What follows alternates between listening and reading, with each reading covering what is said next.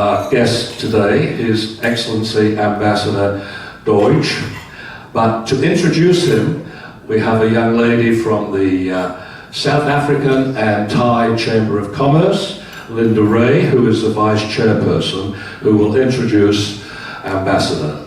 Thank you.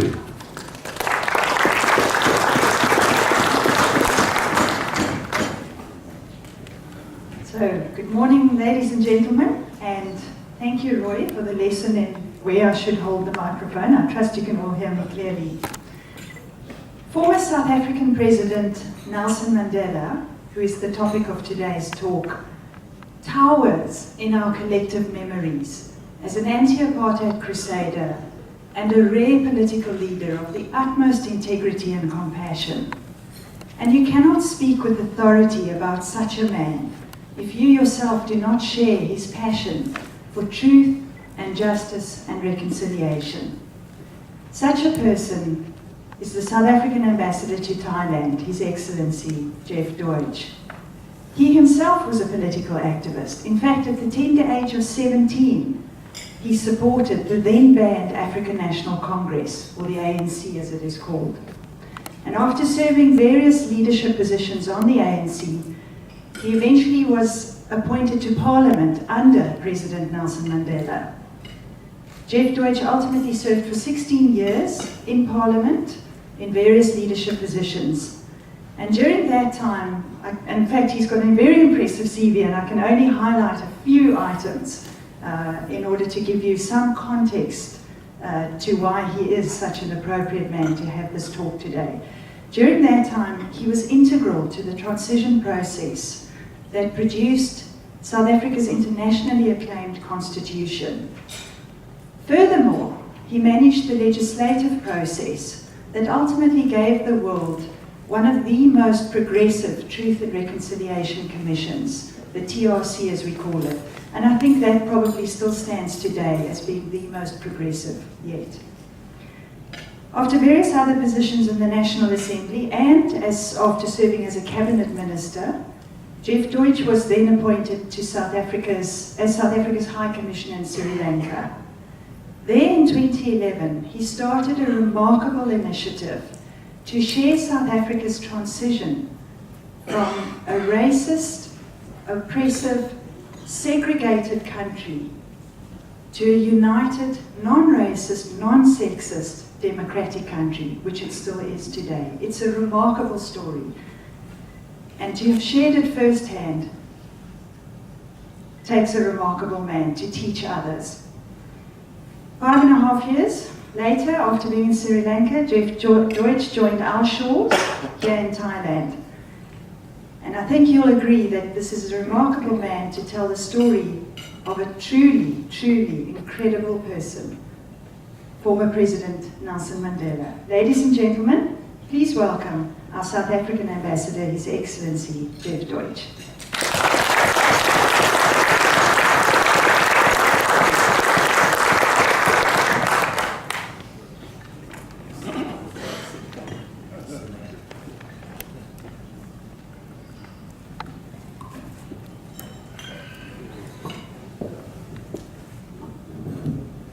Thank you very much, Linda. I am humbled by your kind words, but I just shared with Linda before she came up that I'd been introduced by somebody at a very important meeting, and he got my name wrong. He called me Deaf George instead of Jeff Doidge. And Linda said if I repeat it, it's because you planted it there. Good morning, everybody, and how are you all? I agree with Roy that this is the premier expats club. I've met some of you this morning, and I'm really impressed. I sort of want to come back here again. Not as an ambassador, just be part of you, the networking, the warm reception I got this morning, the hospitality. Wow. I think, Carol, we might have a standing date here to come back from time to time and just see you all and be your friend. And if there's anything else we can do to work with you and your members and some of the work you are doing, some of you were kind enough to tell me what you actually do, and I'm impressed. because it's all about making things better and creating a better world for all of us that move around from place to place.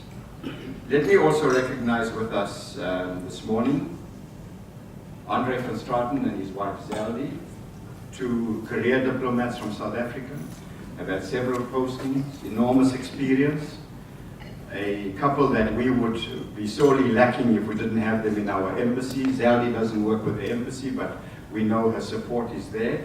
Andre is the counselor, which is a very senior post in our diplomatic service. And we also welcome members of the South African Thai Chamber of Commerce. We've heard from Linda, Graham and Alan, a board member, former chairman of our chamber, Graham, and Alan, a board member of the current chamber. Also, Linda heads Jabulani with another team, and I understand that this morning there are one or two people that would like to join Jabulani. We'd like to welcome you. Jabulani in the vernacular means happiness. To Jabula means to be happy. So that's what Jabulani is about. And it's about the happy side of our culture. And last but not least, sure. And last but not least, let me recognize my lifelong partner, Carol, who sometimes, as I tease, is the relevant.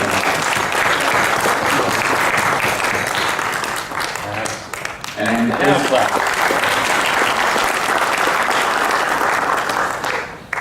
as you've seen on there's a hashtag there. If you would like to say a few comments about what we did here this morning, please pay tribute to this outstanding leader, hashtag remembering Mandela. It's not for me, you don't have to quote me at all, you can just talk about his legacy. I'm simply a messenger. This year, as you can see, it's the centenary of Nelson Mandela, and in what better way can we pay tribute to a man with the kind of legacy he has left behind? So this year in South Africa, the government has designated the year 2018 as the year of Nelson Mandela. And throughout this year, we'll be having speaking engagements, telling the story of Nelson Mandela and what he stood for and the impact he's made on South Africa, and not only in South Africa, right down to or up to the United Nations. And often I'm asked to speak about the Mandela rules that apply to how people are treated in prison today. And his legacy lives on in so many different aspects of governance throughout the world. There's something about Nelson Mandela that we are all in awe of. I'm delighted and deeply honored to be with you and to start this year off by remembering the icon of Nelson Mandela. And indeed, in doing so, pay tribute to one of the foremost champions and architects of negotiation, peace, promotion, reconciliation, and nation building. When we speak of South Africa's road to democracy and the struggle to liberate the people of South Africa, the words that are chosen to describe us are that we are a miracle nation, a rainbow people, or we have achieved a negotiated settlement. In regard to our transition from apartheid to democracy, we are seen to be one of the greatest political achievements of the century, and we owe it to the man, Nelson Mandela. We came to be known as the Rainbow Nation, as Archbishop Desmond Tutu fondly calls us, because of the leaders we had at the time, who understood that despite our horrendous past, South Africa belonged to all who live in it, black and white. We pride ourselves on this, and it is reflected in the preamble of our Constitution, which is recognized internationally. But freedom came at a price. The impact of years of segregated development and legalized discrimination against the majority of South Africans based on race has taken its toll. It created enormous and deep wounds that cannot be undone in a mere 24 years. The scars that have been created and untold suffering which we as a nation will spend for many years and perhaps generations trying to recover from that intense hurt. Throughout our struggle and Throughout our struggle for democracy, Nelson Mandela remained a mystery to those of us who fought the system from within the country. To mention his name was deemed an act of treason. He was termed a terrorist by the apartheid regime, and anybody who publicly spoke his name, or anyone who was found with a picture of him, or a drawing of him, or any documents that quoted his name, you could be put onto a watch list, or worse still, charged with treason. For many freedom-loving South Africans during apartheid, he was an enigma, spoken about in hushed tones, and many did not even know what he looked like or how he sounded. They just knew enough about him and were drawn to what he stood for. And that mobilized the majority of South Africans to his ideals of a democracy for South Africa. Carol and I, for one, set our eyes on Mandela when he walked out of prison. That was the very first time we actually saw Mandela. We'd never seen a picture of him, we'd never seen anything of him before.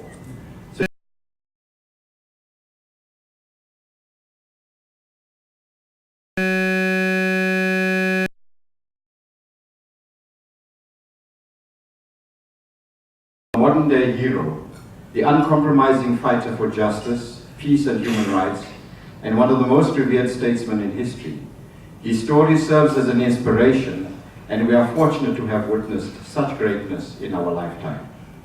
He was always the first to say that he was nothing without his organization, the African National Congress, the party to whom he dedicated his life to. Often he articulated the view that it was the collective within his organization whom he represented, and that his views were espoused by his organization.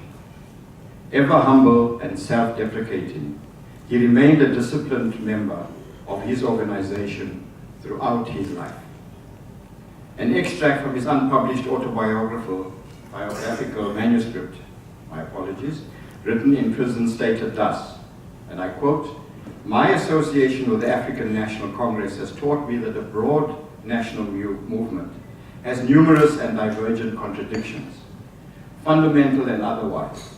The presence in one organization of various classes and social groups with conflicting long-term interests that may collide at crucial moments brings its own train of conflicts."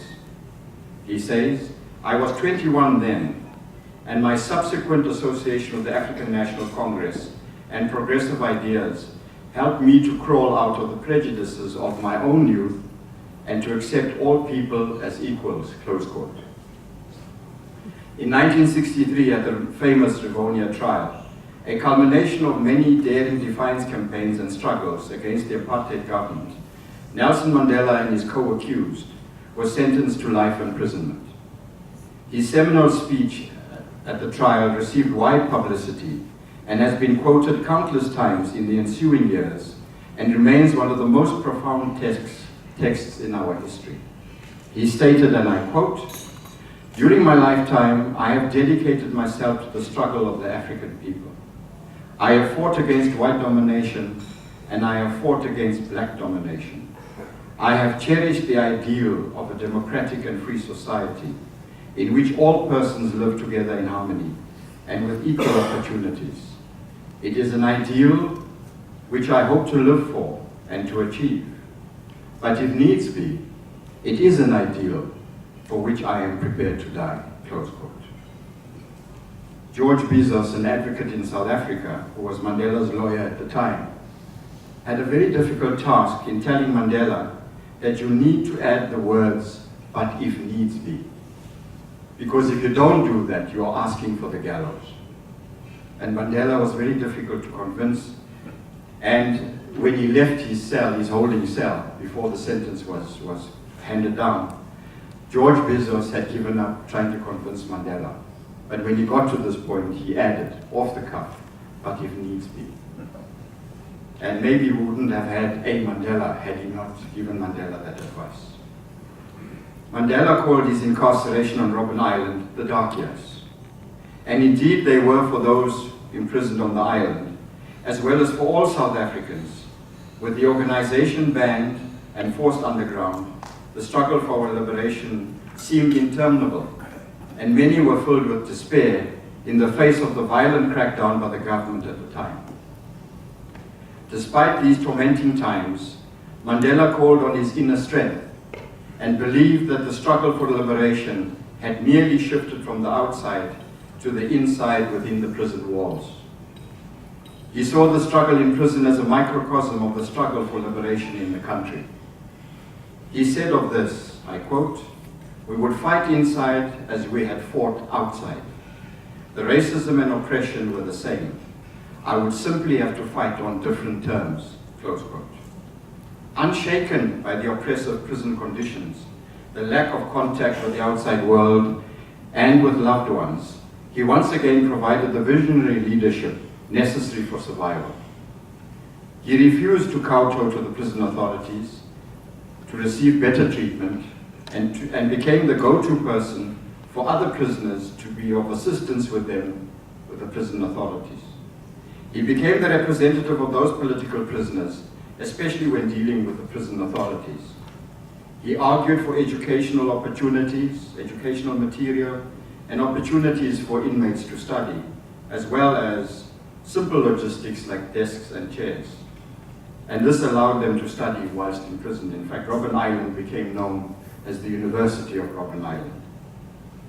And he would often raise his concerns about the arbitrary manner in which warders were charging prisoners and inmates. He was also extremely tactical in what he believed that the best way to change and to bring about change in the prison authorities was to attempt to influence privately and not publicly, something Mandela is renowned for. He stated that he was sometimes condemned for appearing to be too accommodating to prison officials, but that he was willing to accept the criticism if it meant improvement. Later, much of his time was spent preparing judicial appeals for other prisoners who sought his help, and many were released after the first 10 years of imprisonment. As later documented, most of Mandela's co-accused and colleagues regarded him as their leader and would ensure that any visitor of theirs would be directed to Mandela as their representative. He was adept in debating, and his logic in arguments was unparalleled. His great friend and fellow prisoner, Walter Sisulu, said this of him, quote, "He tried to be a builder at all times, to take a position which he thinks is more suitable for a leader. He avoided expressing emotion, and he would rather want a balanced outcome and picture." Soon his empathetic nature, capacity for forgiveness, and lack of bitterness also disarmed the warders. Mandela took an avid interest in the lives of warders. He also took in any and all knowledge and understanding that he could get from the various faiths that visited Robben Island every Sunday. All the while, he refused to submit to the government, who wanted him to abandon the struggle and reject violence as a political instrument and accept unconditional release. But he refused. He was steadfast in his refusal to give in, merely stating, I quote, "I cannot and will not give any undertaking at a time when you, the people, are not free," close quote. Mandela embodied all that was good in the world, with his uncompromising stance to end oppression of the majority of people in South Africa. Through his incarceration, he focused on leading the country towards democracy. His sense of optimism and believing that there was good in every man sustained him in his greatest moments of isolation and under very trying circumstances. He believed that he was fundamentally an optimist. He recalled times when his faith in humanity was sorely tested, but soldiered on as he resolved never to give up. Defeat and death were the only two options if he succumbed. Upon his release and during the negotiating process, he remained true to the ideals of his organization's Bill of Rights and the Freedom Charter. When he believed the apartheid government was negotiating in bad faith, he did not hesitate to officially break off negotiations until the government lived up to its agreements. He was brutal in his assessment of the apartheid government, but conceded that common ground must be found if democracy was to be achieved. During the negotiations, the assassination of Chris Hani took place. a leading light within the ANC, and this threatened to engulf the country into civil war and derail the negotiations. Mandela's leadership was put to the test. In the face of this dastardly deed, and he called on South Africans to remain a disciplined force for peace. He helped the country to come back from the edge of being on the brink of a civil war. This crisis proved to be a turning point, with both sides acknowledging that negotiations were the only way to prevent civil war. It was believed at the time that no one other than Mandela could have persuaded hardened militants and the majority of the oppressed in the country who were baying for vengeance to choose peace and not war. It was his colleague and friend Joe Slovo who said, without Mandela, without Mandela, South African history would have taken a completely different turn, and that it is not because of his charisma or his status, but basically because of his leadership and initiative from Robben Island. It is a fact. It was he who triggered the negotiations. And when it came to facing the post-1990 period, the role of Nelson Mandela is absolutely unique. Close quote. After being sworn in as South Africa's first democratically elected president, Mandela's priority to advance reconciliation and nation building, through his speech at his inauguration in 1994, he stated, "The time for healing of the wounds has come. The moment to bridge the chasms of the past that have divided us has come. The time to build is upon us.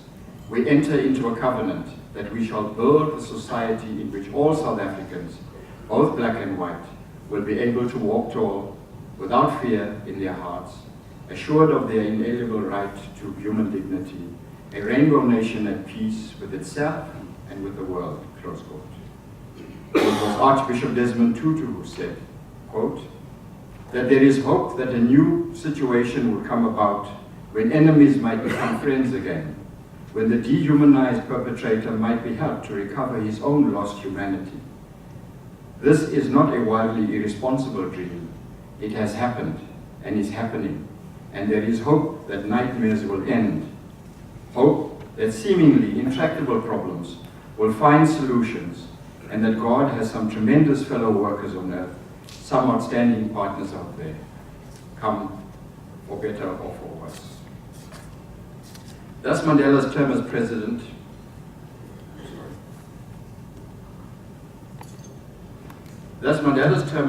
was characterized by nation building, and he became the embodiment of peace and reconciliation.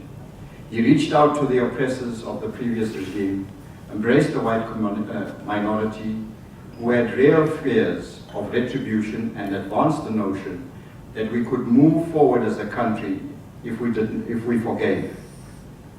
Unlike the countries who achieved democracy through conquest and wars, ours was a bloodless and relatively peaceful transition, and one where the oppressor and oppressed needed to still coexist. He thus felt very strongly that reconciliation was central to his political strategy. During the drafting of our Constitution, the vision was embedded in the 2 long years it took to arrive at the seminal document, which would give birth to a united, unified nation, under one law for one nation. The process of drafting the Constitution involved many South Africans in the largest public participation program ever carried out in South Africa. After nearly 2 years of intensive consultations, political parties represented in the Constitutional Assembly negotiated the formulations contained in the text of the Constitution, which represents an integration of ideas from ordinary citizens, civil society, and political parties in and outside of the Constitutional Assembly. Thus, our Constitution represents the collective wisdom of the South African people, arrived at by general agreement. It is no wonder that apart from being lauded around the globe as one of the most progressive constitutions ever, it also serves as an inspiration to those countries which seek to emulate the inclusive process in leading up to democracy. In the transitional constitution of South Africa, the following anchored the final constitution, and I quote, "This constitution provides a historic bridge between the past of a deeply divided society characterized by strife, conflict, untold suffering and injustice, and a future founded on the recognition of human rights, democracy and peaceful coexistence, and development opportunities for all South Africans, irrespective of color, race, class, belief or sex. The pursuit of national unity, well-being of all South African citizens and peace require reconciliation between the people of South Africa and the reconstruction of society, close quote. To achieve these noble ideals, South Africa realized that it had a need to forgive. Many victims and families of victims felt that in order to forgive, there must be a way to acknowledge the suffering so that there was no forgetting.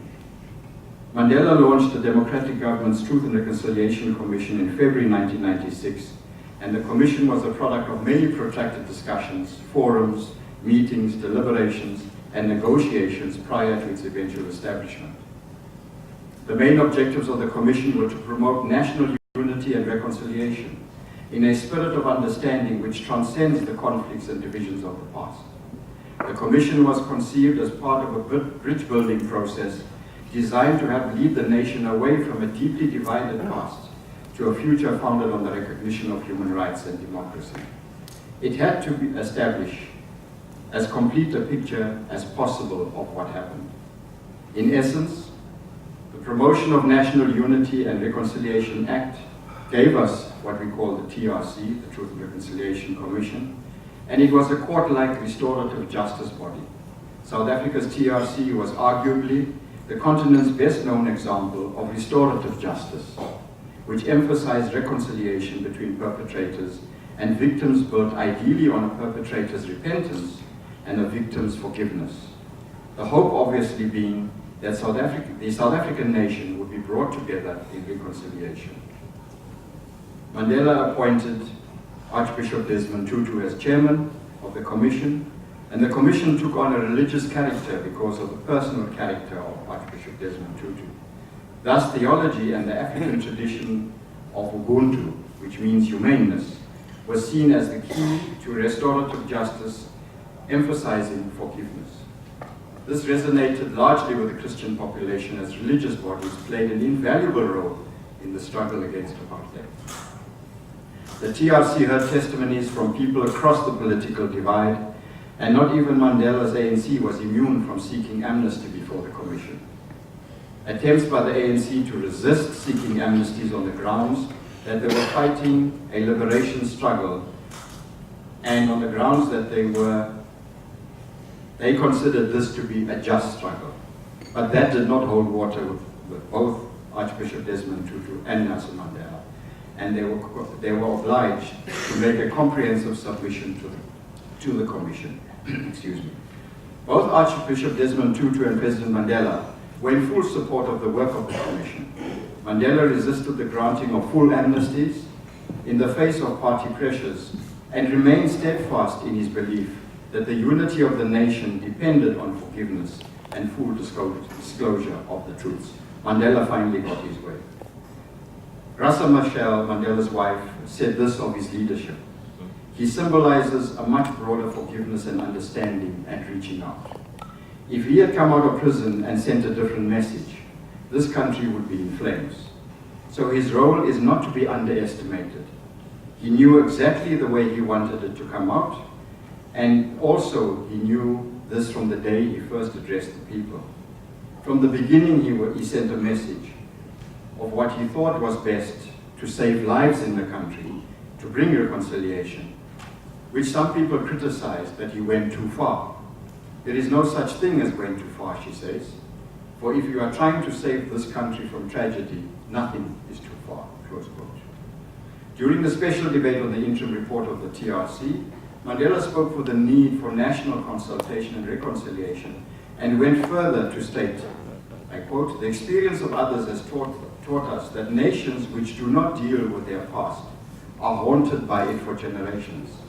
The need to talk, communicate, listen, and to engage at all levels, and mainly a national conversation, provides a platform for all individuals and communities to hear the other and to begin to understand. Most importantly, the acknowledgement of what happened opens up the space for healing, mourning, Anger, acceptance, and forgiveness do require time. Apartheid was widely acknowledged as a crime against humanity, and despite its unique nature, South Africa shares many characteristics with other countries attempting to deal with the crimes of the past.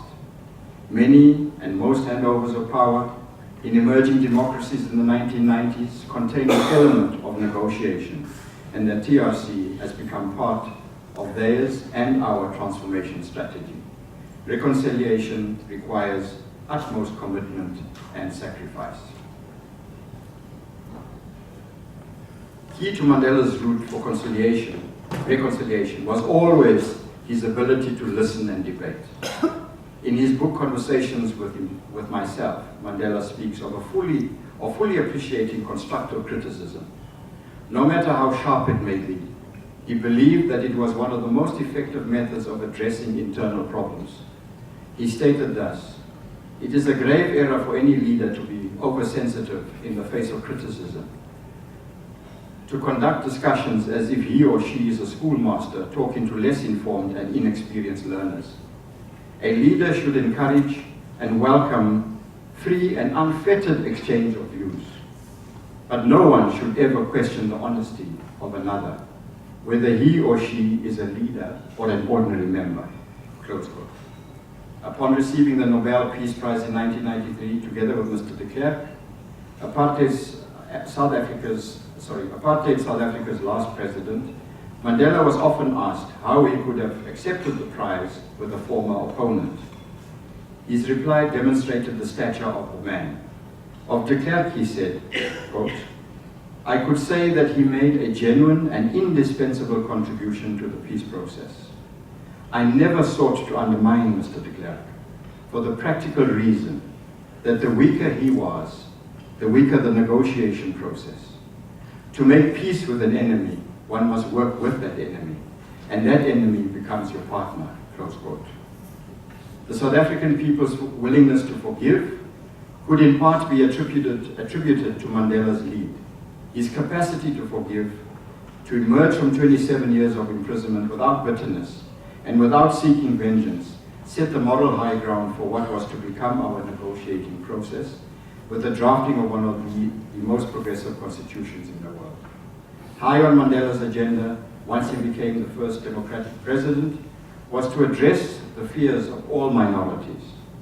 He was especially concerned about the divisions between black and white. He saw a clear priority, which was to build social cohesion and nation building. He seemed perfectly suited for the role of unifier, and his charisma and charm allowed him to be comfortable with different communities, from the rural chiefs, the tribesmen, the urbanized youth, African nationalists, Indians and whites, Afrikaner warders, big businessmen, and heads of state. As Anthony Sampson states in his book, Mandela, the authorized biography, nearly got that wrong. With all his personal experience, he was uniquely able to establish a rainbow cabinet, which was one of the few genuine multiracial governments in the world. While he gave no indication of his own racial preferences, he seemed above race, close quote. Mandela's need for a political solution to South Africa's divisive and oppressive past was that there must be acknowledgement and mourning of losses from all communities. It is necessary for enduring peace and stability. South Africa's TRC attempted to tackle the broader structures of apartheid through its institutional hearings, exposing the role of institutions and perpetrating past violence and formulating recommendations for future reform, which was a key to the Truth Commission's mandate. The potential for institutional change not only addresses root causes of conflict, but also serves as a form of reparations in that it is a reassurance of non-repetition to victims of past violations. Archbishop Desmond Tutu says, "True forgiveness deals with the past, all of the past, to make the future possible. We cannot go on nursing grudges, even vicariously, for those who cannot speak for themselves any longer. We have to accept that what we do for generations past, present, and yet to come. That is what makes a community, or a people, for better or for worse. South African government's campaign to intensify nation building in pursuit of a truly united, democratic and prosperous South Africa is still one of our many challenges. Building social cohesion and Ubuntu is a worldview premised on the principle of oneness of unity and underlying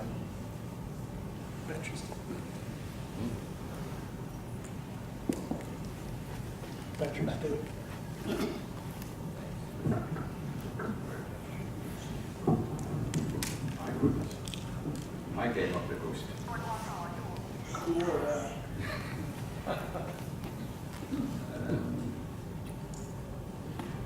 Mandela foregrounded the role that Ubuntu philosophy could play in the search of a new world order. Throughout negotiations for a political settlement and the truth and reconciliation processes, both Nelson Mandela and Desmond Tutu were guided by the values of Ubuntu. However, current challenges in South Africa, both global and national, and our national economic turmoil, is plagued by corruption, which is slowing down service delivery, eradication of poverty, and we're seeing worsening unemployment. These have all had a polarizing effect on our efforts on nation building and social cohesion. So clearly, as I conclude, let me leave you with the words of Nelson Mandela. As we take stock of our accomplishments and shortcomings, we should not by the slightest chance lose sight of our once ambitious dream for education, total economic participation, democracy and freedom for all. The struggle for democracy has never been a matter pursued by one race, class, religious community. I'm running out of batteries. Here you go. Battery. I think it's the lack of a powerful voice. The struggle for democracy has never been a matter pursued by one race, class, religious community, or gender among South Africans. The challenge is to foster a nation in which all people, irrespective of race, color, sex, religion, or creed, can assert social cohesion fully. Close quote. And I thank you very much for your kind attention.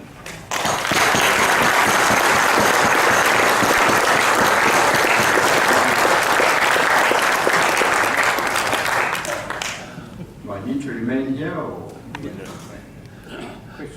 Just Questions? questions and answers. Questions for the ambassador. You've got that. Yeah, I've been tasked with writing up an article for this, so I want to make sure you gave us a lot of stuff. You mentioned a Peace Prize. Who got the Peace Prize and for what?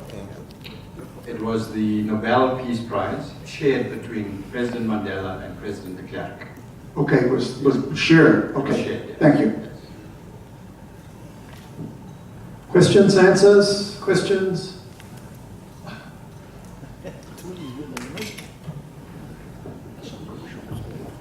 In the introduction, it was mentioned that you were appointed as a member of parliament.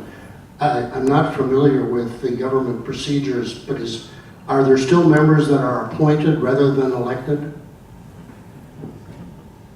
It's an indirect electoral process where we are elected internally within parties onto a party list, and it's a proportional representation system.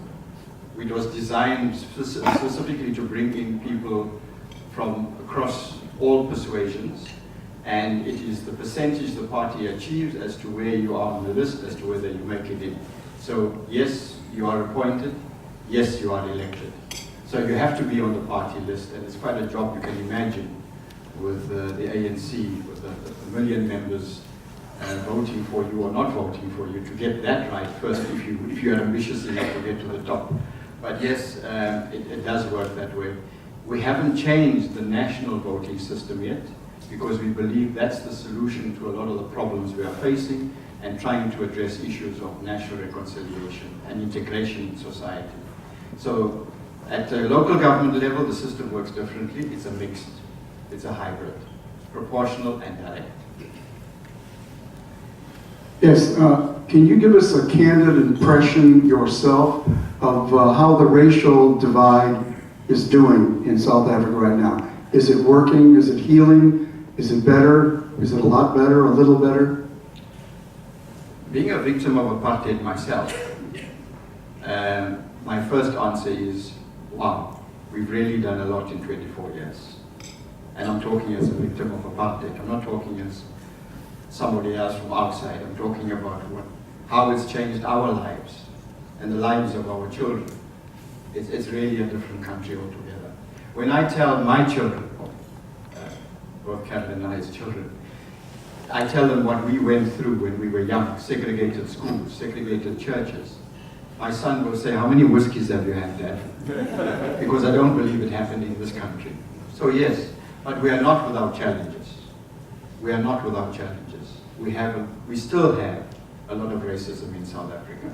And it comes from both sides. Let's not label either side. It comes from both. So in many cases, some of us are the ones that are seen to be behaving in a manner that's unbecoming of us at this particular stage.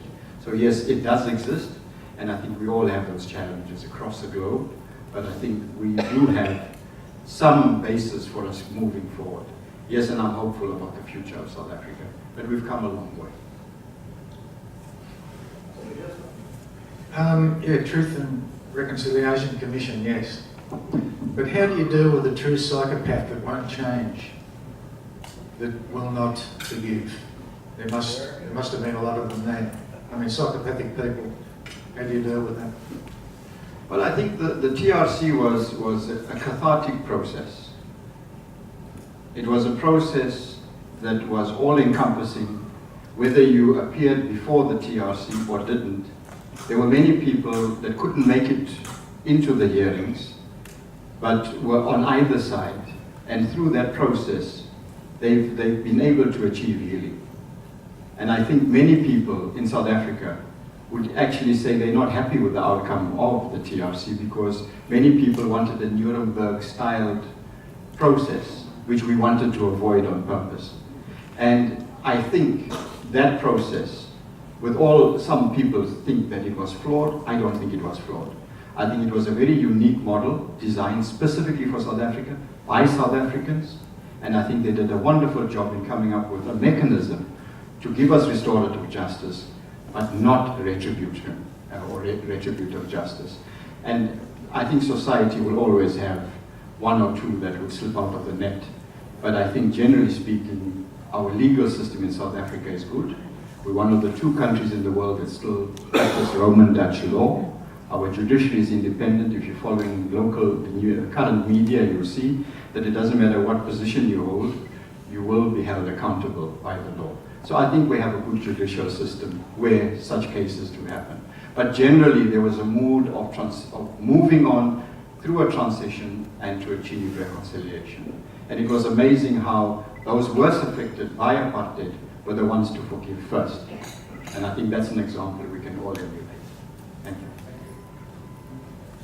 you. Yes, thank you. I've really enjoyed your informative speech this morning, but I would like to ask you to explain your most memorable personal experience with Nelson Mandela, please.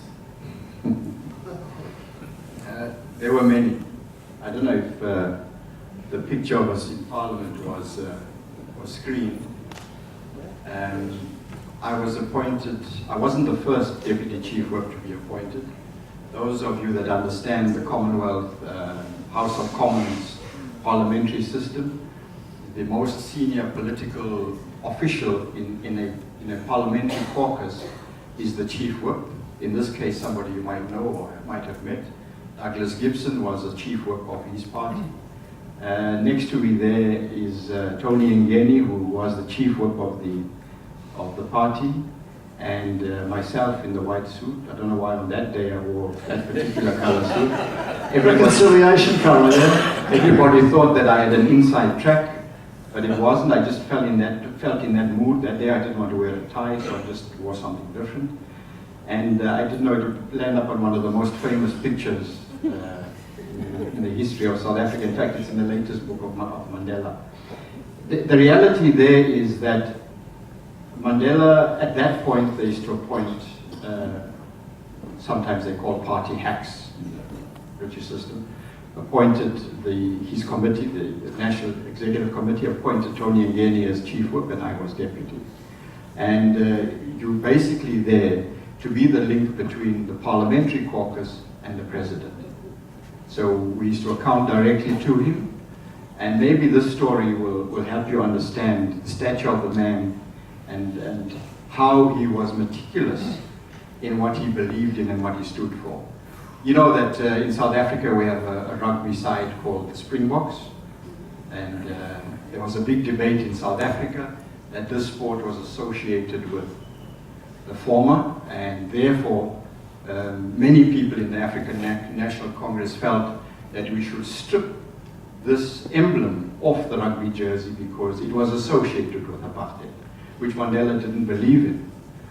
And so I was called to appear before the president and account why I thought it was necessary to have the emblem or the Springbok removed. And he listened to me very carefully. Of course, I articulated the position of caucus, and I said, Mr. President, this is the feeling. And he said, what do you believe? So I told him, I didn't think it was important. I think it was a symbol that meant a lot to a particular group of people in the country. And later on, the game would become integrated, and therefore we should retain the Springbok. And he said, as I said in my speech, Mandela always listened. And he said, I think you're right. He said, to that I have this to say. We have taken their country over. We have a black president. What more do you want? Let's leave the Springbok. Now you go back and you tell those people, I had to do it, not him. So what I did was, at the next week's caucus meeting, he attended, and he was meticulous and very diligent in attending meetings. I said to Mr. President, will you please assist me? They want to slaughter me. They want the Springbok removed. He looked at me, didn't say anything, and he said, well, you're not doing too badly for it. So he said, what do you want me to do? I said, will you please address caucus on your thinking? And don't quote me, I said. And he looked at me, but he did exactly that. He quoted me.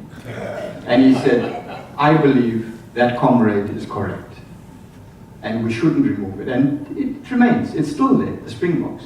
Of course, the sporting bodies didn't win on the cricket side. They got the Protea instead. So we had to reach a compromise somewhere. But that's how Mandela was very cautious about just going out blatantly and not taking into account that people saw the Springbok as theirs, and that we had to respect that. And to a later extent, if you watch the movie Invictus, you will see in the Invictus movie, he then dons the Springbok jersey. And if you go to the Apartheid Museum in South Africa, you will see the original jersey in a showcase, which marks that particular event that took place. But Mandela did that to show people that there was nothing wrong with the game. It was a sport that was central to reconciliation. And he used rugby to reconcile us. It was one of the things that he did. He used sport. Thank you very much for your story. Have I earned my breakfast? Thank you. I just have a question. I'm probably stealing Roy's thunder again.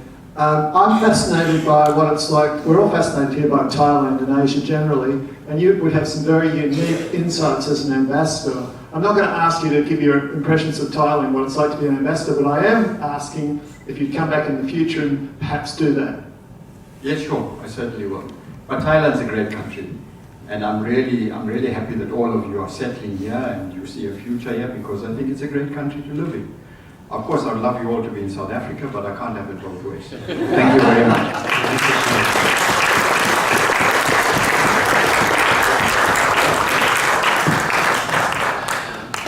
Mr. Ambassador, just before you sit down, we have a small certificate of appreciation for taking the time to come from Bangkok to Pattaya and share your thoughts with Mr. Mandela with us.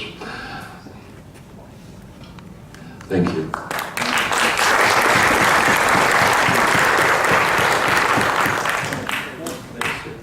Linda, I'm adding this to my CV. your next introduction. Thank you, Jim. And like footballers do, I think we should swap shirts.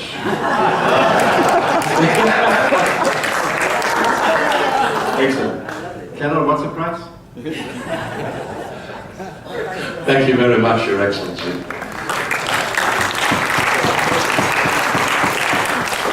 Next